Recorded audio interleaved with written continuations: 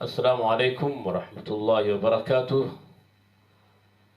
قابل صد احترام سامعین محترم، امید ہے سب احباب خیر و عافیت سے ہوں گے۔ اللہ رب العزت آپ کو سلامت رکھے، شاد آباد رکھے۔ اس سے پہلے آپ نے قراءت سبع کے اسباق کے حوالے سے ازداد کی تفصیل پڑھی تھی، ازداد مترد منعکس، ازداد مترد غیر منعکس۔ آج ان ازداد کی بعض چیزیں تفصیل طلب ہے جن کو سمجھانا ضروری ہے۔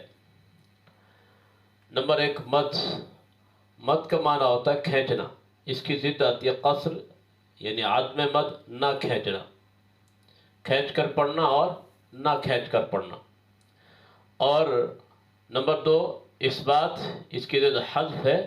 اثبات کا مطلب یہ ہوتا ہے کہ کسی حرف کو وقفاً ثابت کرنا، اور حذف کا معنی ہوتا ہے اس کو گرا کے پڑھنا، جیسے وادی۔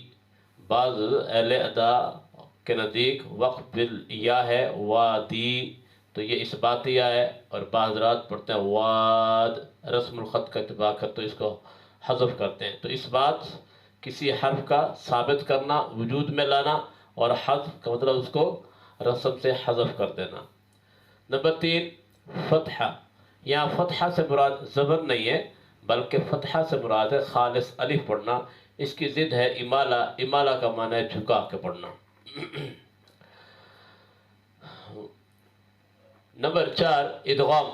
ادغام کا معنی ہوتا ہے ایک حرف کا دوسرے حرف میں ملا دینا، اور اس کی ضد اظہار ہے۔ اظہار کا مطلب ہوتا ہے کہ ادغام نہ کرنا، ظاہر کر کے پڑھنا، جیسے یعلم ما، یعلم، تو میم کا میم میں ادغام کر کے پڑھنا، یعلم یہ ادغام ہے، یعلم ما یہ اظہار ہے۔ نمبر پانچ، حمزہ ترک حمزہ، یعنی حمزہ کو پڑھنا، اور نمبر دو اس کی ضد ہے حمزہ کا نہ پڑھنا۔ نمبر چھ، نقل۔ اس کی ضد میں آتی ہے عدم نقل۔ نقل کہتے ہیں حمزہ کی حرکت ما قبل کو دے کر حمزہ کو حذف کر دینا، جیسے الالارض، الولا، تو یہ نقل حرکت ہے۔ اور عدم نقل کا مطلب یہ ہوتا ہے کہ حمزہ کی حرکت کو ثابت رکھتے ہوئے پڑھنا، جیسے الاولا، الارض۔ اختلاس کہتے ہیں حرکت کا کچھ حصہ آہستہ آواز میں پڑھنا، اور اس کی ضد ہے اکمال حرکت، حرکت کو کامل طریقے سے پڑھنا۔ تذکیر، اس کی ضد تانیث، یعنی مذکر اس کی ضد مؤنث، اور مؤنث کی ضد مذکر ہے، جیسے ولا یقبل، ولا تقبل۔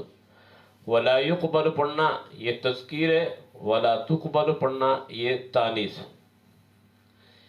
یعنی کلمے کو مذکر پڑھنا یا کلمے کو مؤنث پڑھنا۔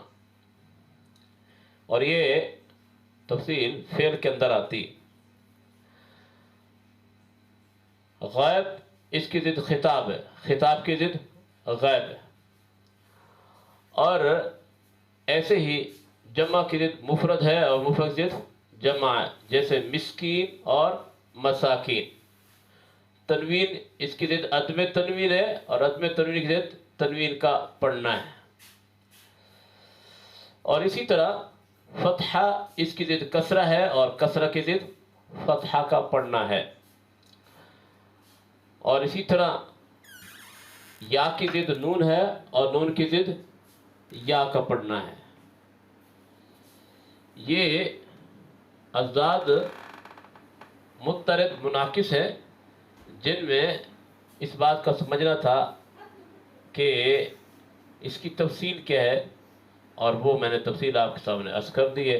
امید ہے کہ آج کے سبق آپ کو ضرور سمجھ آئے گا، کیونکہ یہ چیزیں جو ہیں یہ بنیادی حیثیت رکھتی ہیں ازداد کا بیان۔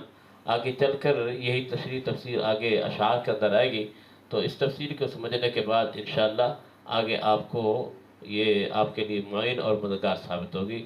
اللہ آپ کو سلامت رکھے، دعاؤں کی درخواست۔ السلام علیکم ورحمۃ اللہ وبرکاتہ۔